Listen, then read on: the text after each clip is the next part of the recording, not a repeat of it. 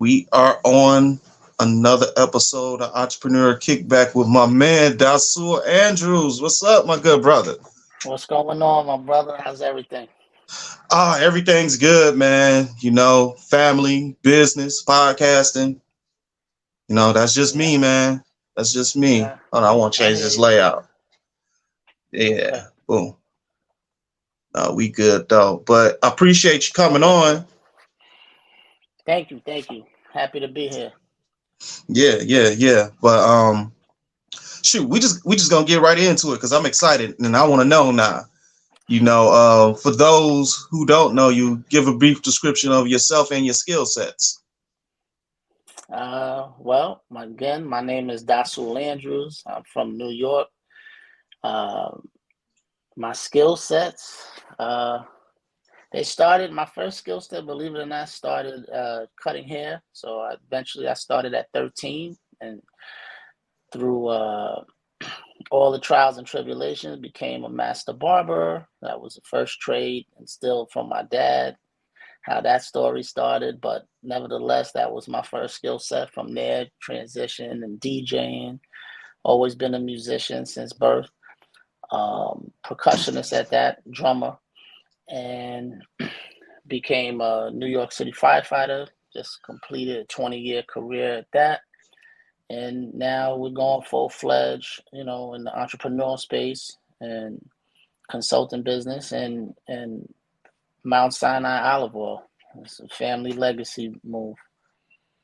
See, I got a habit of finding these Swiss Army knives here, like or peacocks, or peacocks. Like you got many feathers, man. Like you a firefighter. Like, ooh, Yeah. Now, and it's crazy. I mean, how that whole journey started, believe it or not, I was working at Wall Street at the time. mm, So I was working at Wall Street. I was 20 years old and just trying to get a job. Even while I was working at the firm, I was still cutting stockbrokers' hair and stockbroker trainees' hair, after the market closed and stuff like that. But that whole journey was sparked by there was a guy I worked with that he got called by the fire department and he was leaving the firm. And I was like, he's leaving the firm. I was like, I don't understand this. So it just sparked the interest. I was like, well, what's so good about the fire department that you leaving Wall Street, like to go to the fire department? So I called my dad. I inquired about it. He told me to call the Vulcan Society, which is the fraternal organization for Black New York City firefighters. Got some information, and then I became interested. And to be honest, what really sparked my interest was the salary at the time, which was like top pay was like 80,000, but the schedule was 2 days a week. Like that's how it was sold to me. So I'm just like, so I'm thinking and in my hustling mentality, like if I could make 80 grand a year and get to the point of making 80 grand and I only got to work 2 days a week, I have 5 days. I can do everything else I want to do in those. So that's what really started that journey. And I did it. I completed it and did my time, did 20 years in Hollis, Queens, which is where I grew up. And it was a blessing. Thank God, I was able to retire on my own terms. I don't leave the career with any you know, injuries or, to the point that, it really did a number on me. But, it was a blessing, great opportunity, great network, great relationships were formed. So, I'm happy to say that I definitely served, at that capacity. But that's how that that's started. that's amazing. Okay, you said something that caught my attention. You said you was working at Wall Street. Well, first you're a master barber as well, Yeah. and that you was working on Wall Street, but you was cutting people's hair on the side at Wall Street. Yeah, in the firm. Like it's And so that was my first trade. Yeah. Um, I don't know if you ever saw the movie like Boiler Room. This is back in the 90s. So it's like uh late 90s, but I worked in Wall Street in terms of, the firms was on Park Avenue on Midtown Manhattan. So I was a stockbroker trainee, so my goal was to become a stockbroker. Like you're on the phone 16 hours a day, you're working under a licensed stockbroker, and you're trying to get leads, until you get to the point that you are going to take your Series 7 and all of the qualifications to become your own licensed stockbroker. So I made it up to that point. I mean, I was excellent on the phones and got that, kind of mastered. I was good. And it got to the point where I was going to take the test, and I went to take the test, and I was all I saw was numbers in my head all day long. But I failed. I failed the test by like 7 points or something. I was devastated. And I was like, wow. And no, when I went back to the firm and I'm telling them, I'll never forget, it was a rainy day.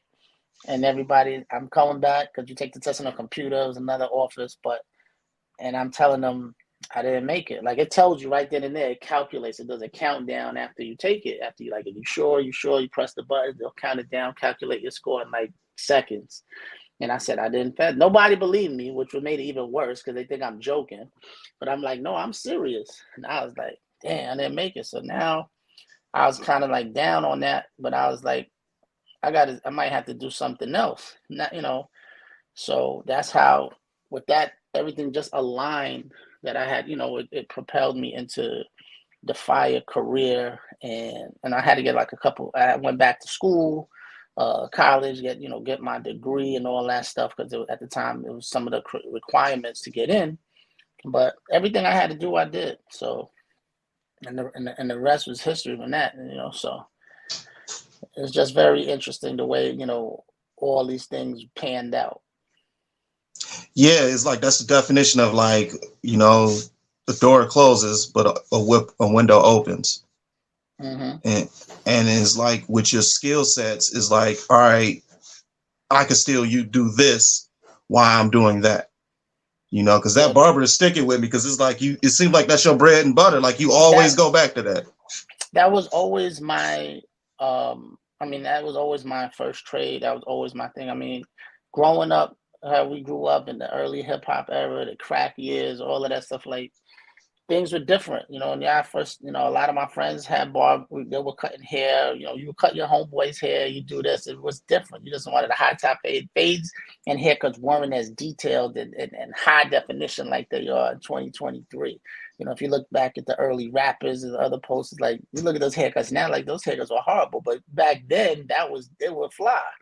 So, that's how you learn. You just putting your time in. So I wanted to get my hair cut when I got to junior high school every week. You want to be fly for your friends, the girls, all that whole era. Yeah. And my dad was like, I'm not giving you, at the time, I'm not giving you $10 every week to get your hair cut. He said, how about this? I'll give you $30 and you go buy a pair of clippers and cut your own hair. And that's how it started. So I made the investment, bought a pair of like wild clippers, black and white wild clippers. They cost $30 at the time. And that's how it started. Like you just, and then so one thing led to another, and then you get good and your license. Like I had a barbershop. The barbershop I initially worked in, I ended up purchasing, and I owned it for a while before I sold it. But that's just how it started. So with that trade and then being mastered, I knew that anywhere I traveled in the world, let's say, or whatever, I can always make money. If the worst case scenario for me, if everything failed, no matter what language you spoke, whatever, I know I could always make money with my hands in terms of cutting hair because it's a service that people need. So early on, I already understood the need for having a service and a trade under your belt that I could take anywhere. Where some people might be a carpenter, they might be a plumber, but you're not taking lumber with you on a plane. You're not taking, or you're not taking so many things that involve a diminish, not to diminish that trade because it's very lucrative. And, I know people, they've made big money with it. But I'm just saying, but at the very, very core, I know that I could take my clippers and a few products, and I could get on an airplane, which I have, and I could make money anywhere in the planet because once you got that skill mastered, don't matter if you white, black, Spanish, straight hair, curly hair, even females, it don't matter. So it's just a skill that I just found it was very essential. Not to mention, of course, within our community, how barbershops function as like a social club, and you're getting all the generational gaps and all that, all the conversations that go out of there. I mean, I know they've changed now because we're in a financial literacy age now where it's different. But growing up, it was always the sports, the videos, who's the best rapper, the religion, it's all the classic conversations that go on, especially in a Black and Spanish barbershop. So you got a lot of that. Yeah, I remember some of the best conversations I had was in the barbershop.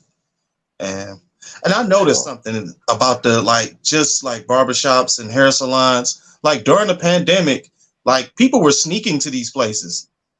And Well, yeah. yeah, I don't think. people were sneaking to these places to get their hair did. Barbers was doing house calls more than ever. So it's like it's been proven once everything goes bad, you still gonna need a haircut. You still gonna need to get your hair did. Yeah, it's essential. It's actually essential, but it's just funny how you brought that up because, like, during the course of history and stuff, like in my history of time, like there was a time like I really was not cutting hair as much once I got more involved in the fire department and doing other things and just the way my personal life has been. So, once I got rid of the shop and all that, so I wasn't as committed. But excuse me, within my firehouse and guys I worked with in my battalion and all of that, I was already known for cutting hair. So guys would even love to get detailed to work in my firehouse if they weren't assigned to my firehouse because they know like, well, if I'm here for 12, 15 hours and I was like, yo, Dasul's working, can I get a haircut when we got some downtime? So I actually like have a barbershop set up in my firehouse, like on the top floor. I bought a barber chair from my barbershop. I had the mirrors, I had everything all set up. So it was crazy. But now during the pandemic, when barbershops were closed and people were getting arrested, like if they try to do that and all that stuff, I reinvented myself again. So now I'm getting social media page and all that stuff because now my services were that crucial, especially for men. They're like, yo, I'm looking crazy. I'm here. We were firefighters at that time during the height of the pandemic. It was mandatory. We had to work 24 hours. So now you got guys. So I'm doing my 24-hour shift on the fire service side. But when I'm off, I'm going to different firehouses and cutting those guys' hairs that are there for 24 hours. Not to mention that they can't leave. So it was a lot. So, but it was essential, and the guys they took care of me and all that stuff, so it was providing a service for them, and but it was essential that I even had the skill set and made it happen, so it was tough, it was a lot, especially with my wife and all stuff back home because it's like she barely see me. It's like I'm at work for 24 hours and then I got like to do 20 something haircuts when I'm off. And I'm going to different boroughs. I'm going like this firehouse, like, yo, we got 5 guys here. Can you do it? Can you come here? Like it was crazy. So it was a hustle in itself. So I'm hustling I'm working and hustling on top of working, responding to COVID victims and all of that stuff that's going on. So, we taking all our necessary precautions. We're gloved, we're masked. So it was a lot. Especially in the beginning, especially, being in the height of it in the epicenter of New York City, like there's so many things, but I was happy to do it. And it's part of the journey, you know what I mean? So that it's like you said, that really tested and shown the importance of it because it's things that I think a lot of people nowadays, men, they take it for granted. Especially, and you also had a lot of people trying to do it themselves. If they couldn't get the right one, I seen people on my post. It was like, man, I need a barber. I can't do this. They're calling me, hey, which clippers do you think are good? If there's, out of state and stuff, they're like, what should I get? Can you recommend stuff? It was crazy, but that's what it was. Then I'm doing haircuts for people that messed up their own hair. Now they're calling me, hey, can you come fix it for my? It was a crazy because now they're looking crazy. They attempted, they bought the clippers, but they didn't have the skills. So, but it was an experience. It definitely was an experience, and I'm very grateful to the people that they trusted me, and a lot of I guess significant others were happy and that their husbands were looking cleaned up and decent because there was a lot of men that wasn't. there was a lot of hats being worn, and when they couldn't get to the barbershop. Yeah, there's a lot of hats, boy. There's a lot of hats. You're not lying. Oh, that's interesting. That's interesting. So Barbara the firefighter, and now, okay, you retired.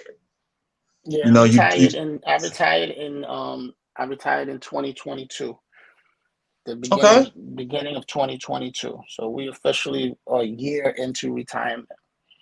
Okay, congratulations, man. That's that's Thank that's you. a hell of a that's a hell of an achievement, and I know that's a very dangerous job. Like, what was like the most challenging thing that of being a fighter that no one probably don't realize?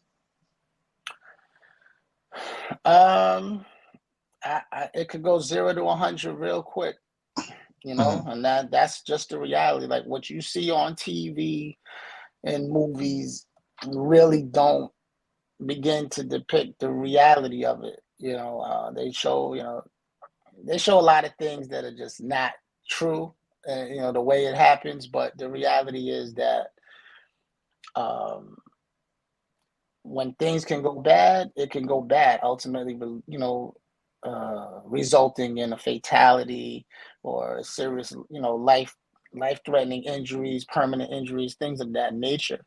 But I mean, that's what you train for. So that's what it is. I mean, over the course of time, like statistically, they say, in that career path for firefighters, it just being a firefighter can take 10 years off of your lifespan because of the wear and tear on your heart.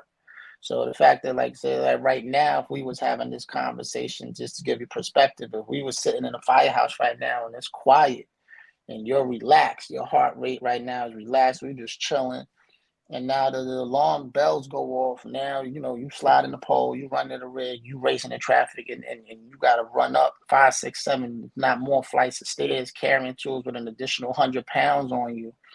And before you doing all of this stuff, before you even begin to operate, and then you're going into heat conditions, smoke conditions, things of that nature. And throughout the course of time, that's a lot of wear and tear on your heart.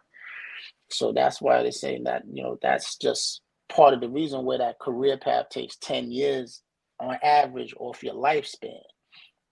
So, I mean, that's just the tough part. I mean, of course, some days are better than others, but what makes it all worth it is the camaraderie that you have. I have to say, with all the jobs and careers that I've had, like, there really isn't one that could truly match, in my personal experience, the camaraderie that you have with the guys that you work with, that you go to war with. I don't have a military background, but I have to imagine from what I've seen in the guys that I know that are military that also became firefighters, they have that kind of same parallel there. It's just a different thing when, you're going into these situations with people, and it just changes. So it's a mentality thing, being focused.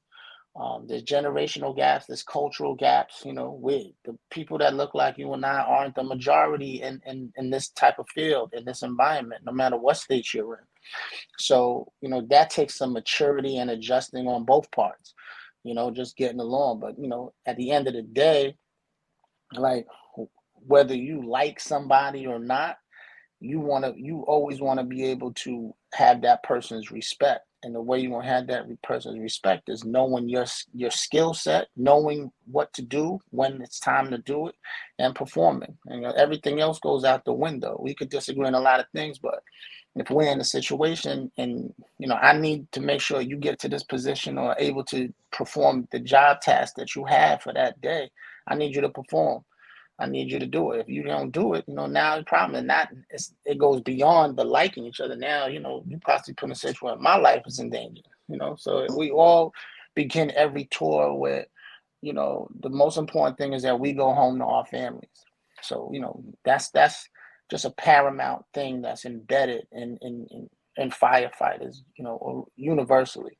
You want to make sure you go home to your family, so you want to make sure you do the right thing. And knowing the right thing is like, applying what you're learning, stay drilling, stay confident. And then on the personal side, your own personal health and doing things of that nature.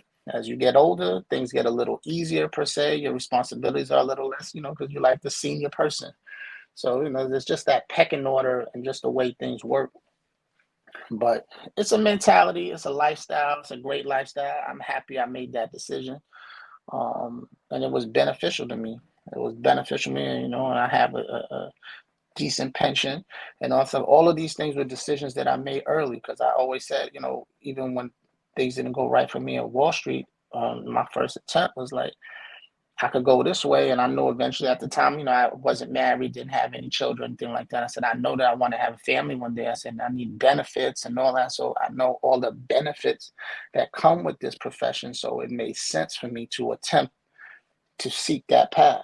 So, you're always thinking about the next move. That's how I just always think, with the evolution of myself and just what's going to be next, what's going to be covered, what if this happens, like, so is it different, because even if you own a barbershop, if God forbid, if I passed away and just simply was owning a barbershop, like my wife can't eat off money that if she's not cutting hair, if money's not being collected, if the shop closes down, that's not going to help my wife. It's not going to help my children.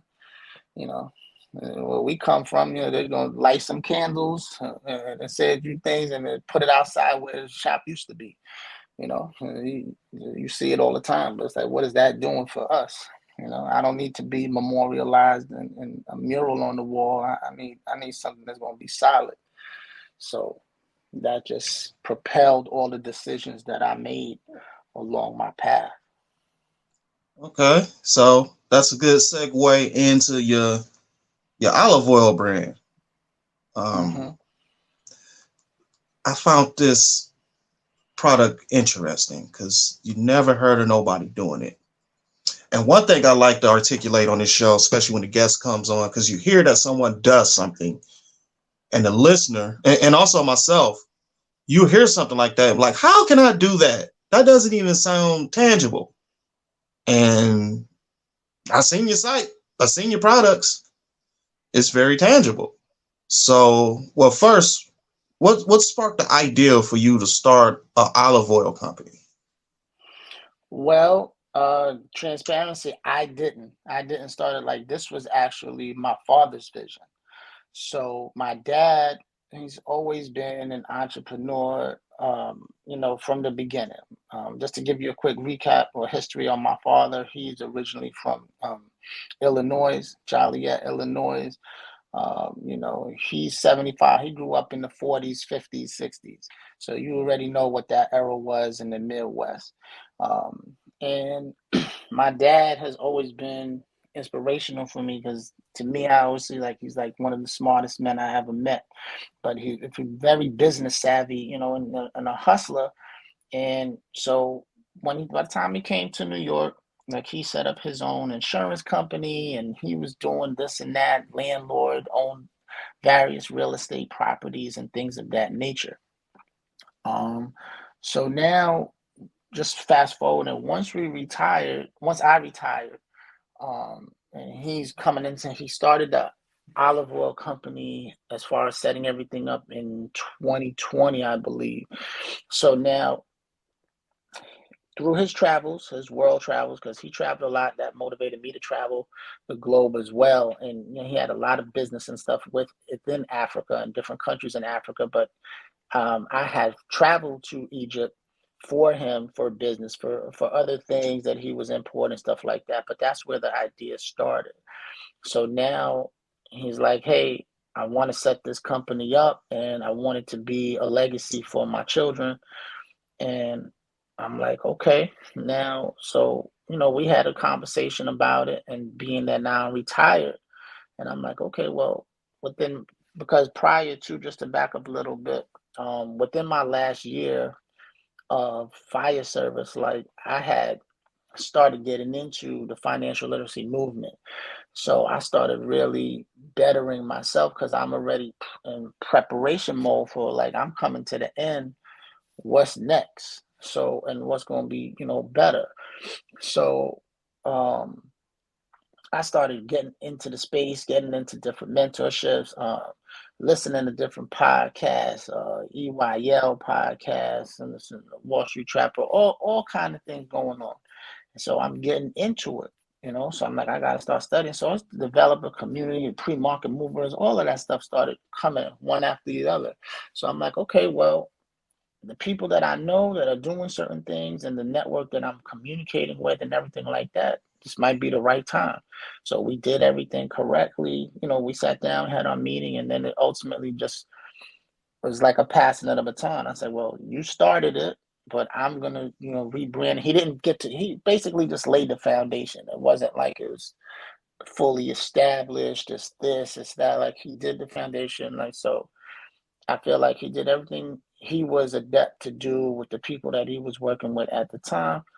But me being, his son, me being everything that I know, being his, bringing the youth into it, bringing my ideas and saying, I'm going to take it to the next level. So that happened, that transition happened then, right around the time where last year we did Invest Fest in Atlanta. So that was like the first convention.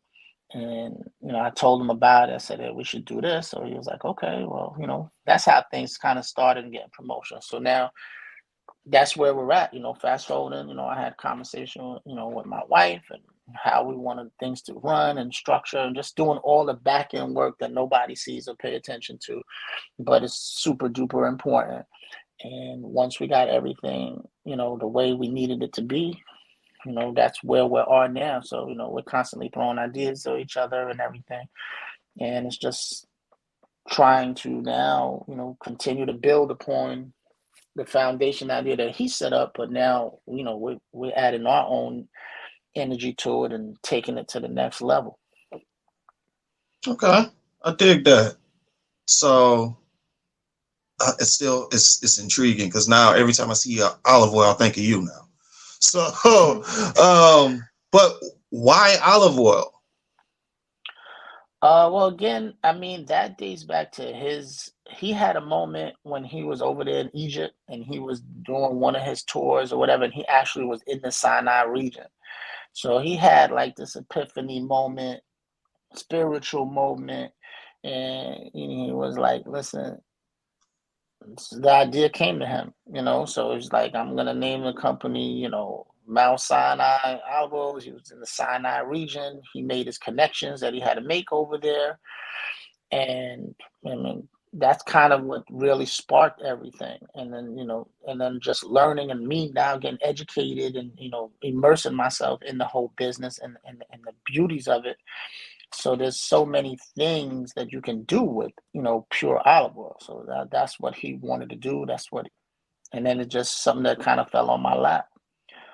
So my part of my mission now is, wow, because my dad is 75, he's going to be 76 this year, is just trying to, I mean, I know he's happy with the progress of, but my goal is like to really make it really, really known, get the company really rolling with everything during his lifespan, So, but regardless, he knows that it's in good hands.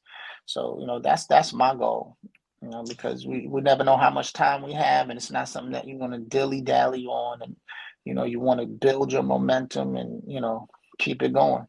So that's where I'm at with it. That is dope, and that's something I want to strive to personally myself. I want to be able to pass things down to my children, to nieces, nephews. I want to have the capacity to do that if they choose to accept it. And it's like, your father's right there. So he sound like he OG triple OG, Oh yeah, sure. He you is, know, definitely. and he's passed down his vision, to you, and then you turned that into your vision, and that's the definition of like family wealth. That's what the Fords do. That's what the Illages do out here in Michigan. That's what they do. And it's like, and your father is doing that with you. And that is an amazing story. That is an amazing story for your particular product. I love it. I absolutely love it. But thank you. But sticking with that, like with olive oil, what was like, because your father gave you the ball, so obviously you probably have to deal with the mentality like, okay, I got to fill his shoes, which probably adds some additional pressure. Um, Along with that, what were some additional challenges you had, like getting the company up into this point? Um, Good question. I mean, what the challenges are? Well, first I had to I'll give you an example. Like in real estate, it's like if you inherited or got this house, and you got a certain house, but you want it to look the way you want it to look, certain things you just take down to the studs, and you want to redo everything, you want to revamp everything, you want the electric to be new, you want the right panel, you want to upgrade. So that's what I felt like I had to do with the business, certain things. So yes, the foundation's here, the lot's here, this is the address, but there's certain things I'm going to change and restructure. I'm going to bring in my people. I'm going to do this and we're going to do that. So that's how that kind of challenge. As far as challenges, I mean, the challenges are we were in the, especially the very beginning, you're still dealing with pandemic. You're still dealing with all those challenges.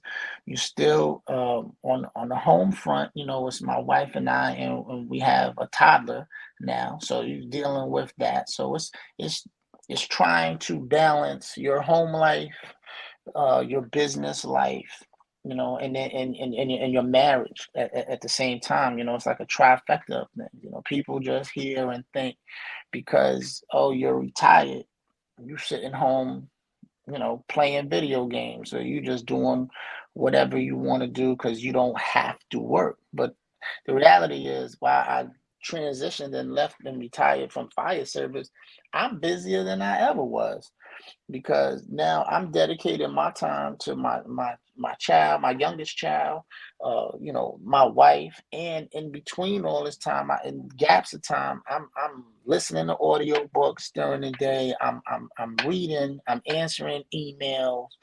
I'm trying to get ideas to my team, my social media team. We're going back and forth, and I'm communicating with my the other extension of business in Egypt. And there's a whole time shift difference. So it's like it's a sacrifice, but this is what it takes. Like Ken always says, getting out the mud. Like we're still getting out the mud.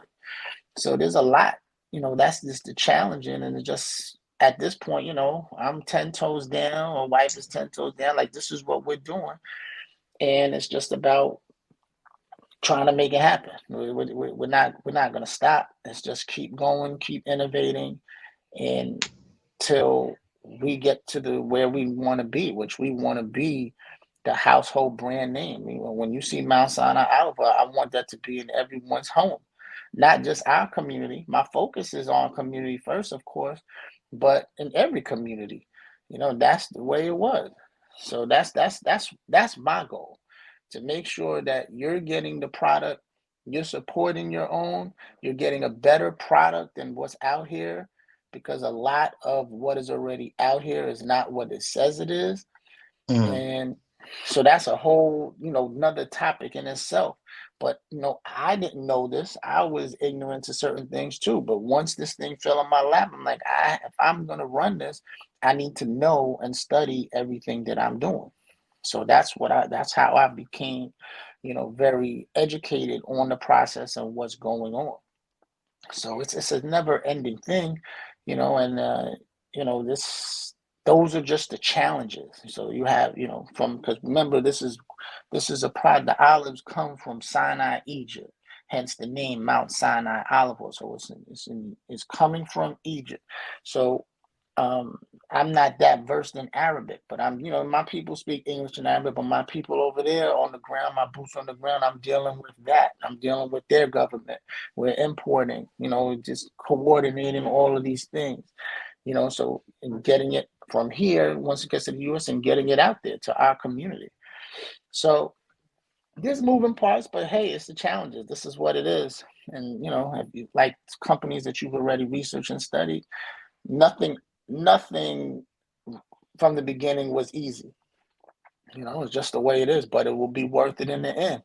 So my goal is, to create something that's going to be a household name, that's going to be a brand that's going to be respected, trusted and create the legacy for my family and generations to come. I was like, why not? There's no reason why it can't be, you know. So that's my focus, and then it's continuing that education, continuing the mindset. Like, this is the era and time to do it. I couldn't put this type of energy, or we would never be where we're at right now if I was still had to respond to fires. It just wouldn't have the time.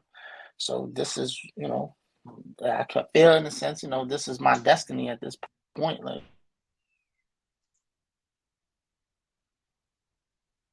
we lost him for a second, y'all.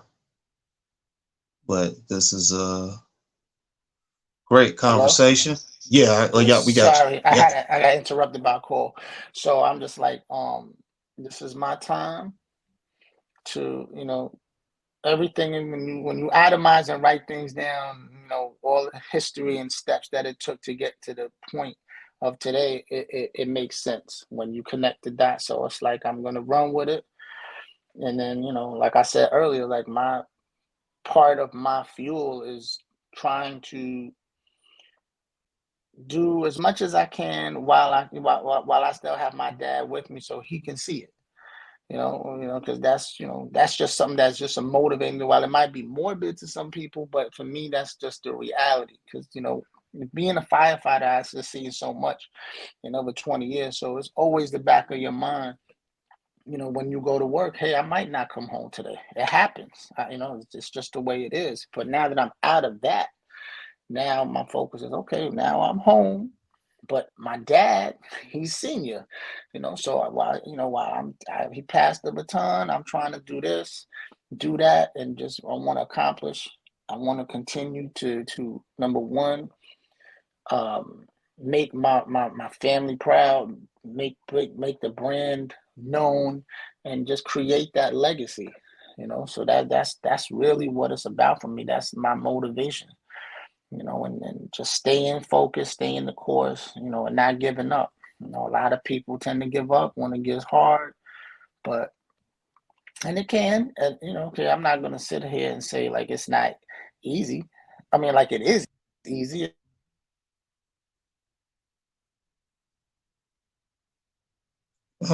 We lost him again. Give him a second. He'll be back.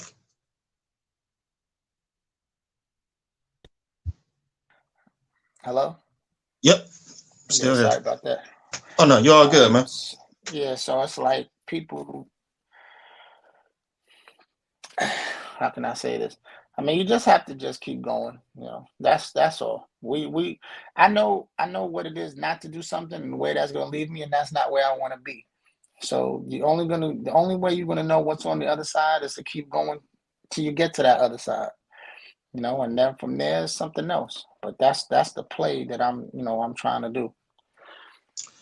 That's dope, and that's some good motivation and perspective for everyone who's listening or watching whenever this comes out, because everything's challenging, but like you said in the beginning, it's going to be challenging. If it's worth it, it's going to be challenging to do. So just keep going. Just keep going. Keep studying, Absolutely. keep learning, keep perfecting, keep working on your systems, and before you know it, 5 years from now, you're going to look back and you're like, dang, I was there. Now look at me now. Cause actually I'm kind of like that now. Now this show has been out for a little over a year, but I've been podcasting since 2015, before a podcast from my homie Grill. Now we started in this studio here in Michigan, where I fell in love with it. Now, at the time, I was only able to record the amount of studio time I could afford at that particular time. And that sparked me to just get the equipment and record and talk, because that's what we're doing now. We're just talking, right? So that took me about 5 years, to get everything up and running with systems to my liking, from us using this app, to me buying this microphone I got here, headphones, I got an audio recorder as well, and building out the network of finding people to talk to. And like, just like as you were saying that, I was thinking like, dang, I remember I ain't had nobody to talk to, you know, or if I had people to talk to, I only had that one slot and nobody was free that particular hour to come and be on my show.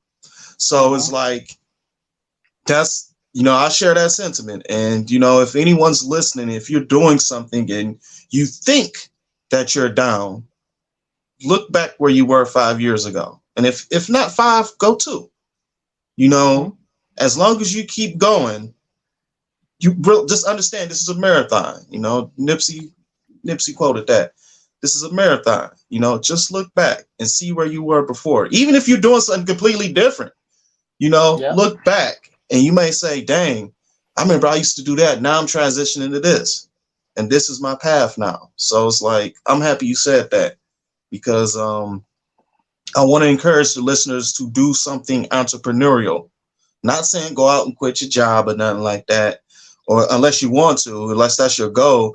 But the point is, do something entrepreneurial, whether it's you got a product-based business, you want to get into real estate, you want to invest in the stock market, find something to hold on to your legacy, to build your legacy.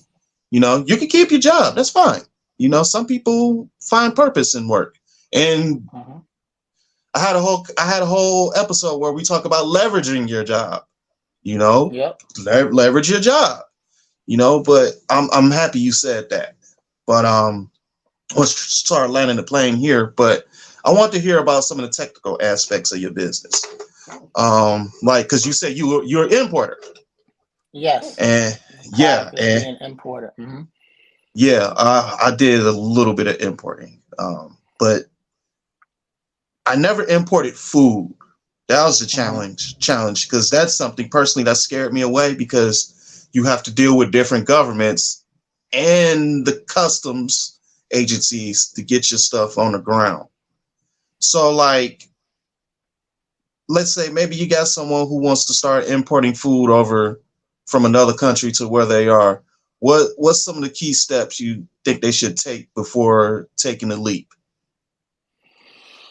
Visiting that place that they want to do business with. I mean, number one, and making sure that you got a credible partner, person that you trust to do business with over there, because it's just very important. I can't stress that enough.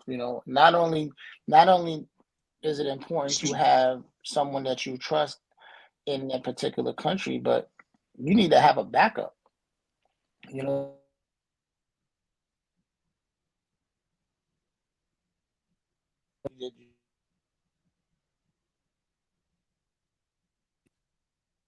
Yeah, give them a second, y'all. You probably got another call. oh, okay. It's rebooting again. Let me know when we're clear.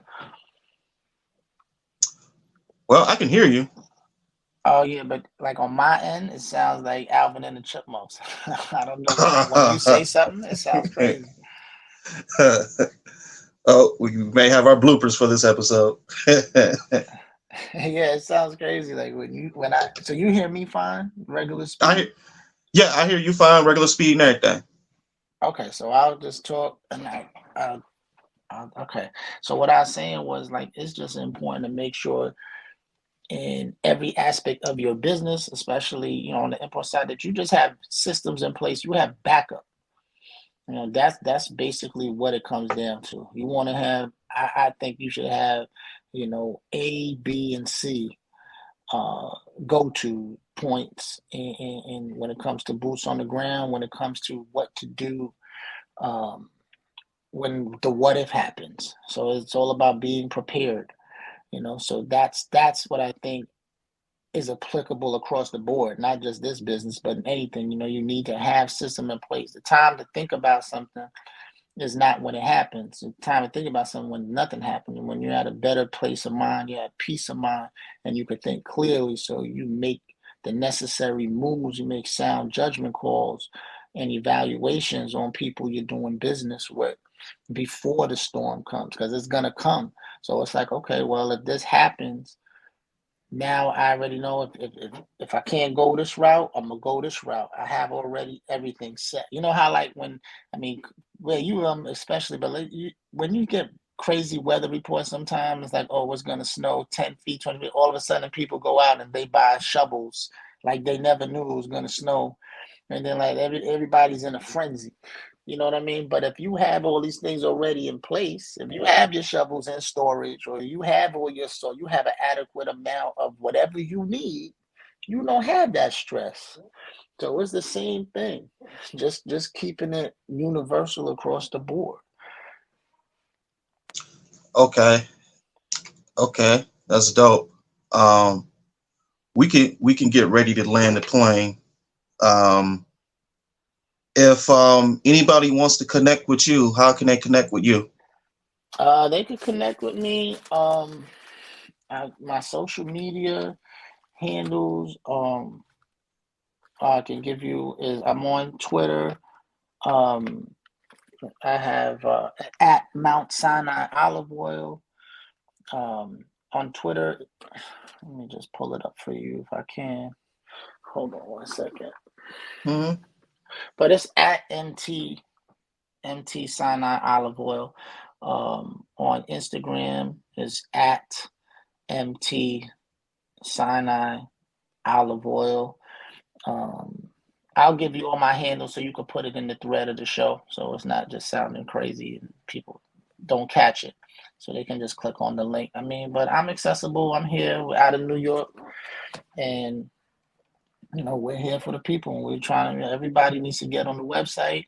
They need to order. We have subscriptions now, and we're just trying to make it happen. From one household at a time, one restaurant at a time, one beauty vendor supplier at a time, and just trying to make it happen, because that's the other part that we didn't get too deep into. But with the olive oil, like, it's used in so many different ways. So that's one of the beauties of it. So I have testimonials from people that have used it not only just in their cuisine, but on in their hair, on their skin, into so many different things, and you're able to really have the benefit of it. It's really like you mentioned the Swiss Army, but it's kind of the Swiss Army knife of oils, because it can be used so many different ways. If you can ingest it, you can use it topically, like you moisturize your skin. There's so many benefits when you have the real pure oil, how it was created, how it was intended. So just so when you see on my bottles, just when you pay attention now, when you go to the supermarket or you pick up olive oil and you see it says first cold press, it's supposed to be first cold press means that you're getting the purest form, cold press, that's extracting the oil from the olive. Because when you apply heat to it, you're losing the vitamins, the nutrients that oil has. When you see things that say light olive oil, when you see things infused with other flavors and stuff, they're applying heat to it. So it can't do what my olive oil can do, because it's been tainted. Not to mention, even if it says first cold, it might not be that. We know there's so many things that go on when it comes down to marketing, and that's a whole nother conversation. But at the end of the day, I would encourage everyone that's listening, go to visit www.mountsinaioliveoil.com. Sign up, check it out, get your bottle, order. You're not going to be disappointed. I promise you that. Yeah, my brother, that was amazing. I want to keep you on the line while this finished rendering, but I'm gonna sign this out. This is the Entrepreneurial Kickback with Dasul Andrews. We are out. Peace.